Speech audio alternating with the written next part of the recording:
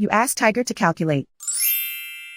This deals with finding the midpoint between 2 points. The midpoint between the 2 points is -7, -14.5. Let's solve it step by step.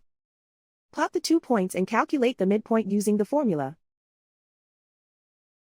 The coordinates of point 1 are, x1 equals -9, y1 equals -14. The coordinates of point 2 are, x2 equals -5, y2 equals -15. PM represents the midpoint of the 2 points.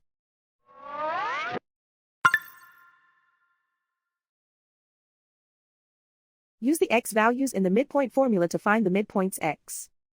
x1 equals -9.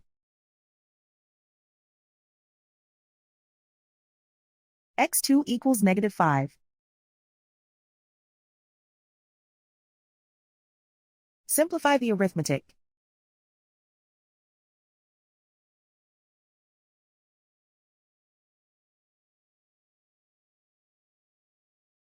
Use the y values in the midpoint formula to find the midpoints y. y1 equals -14. y2 equals -15. Simplify the arithmetic.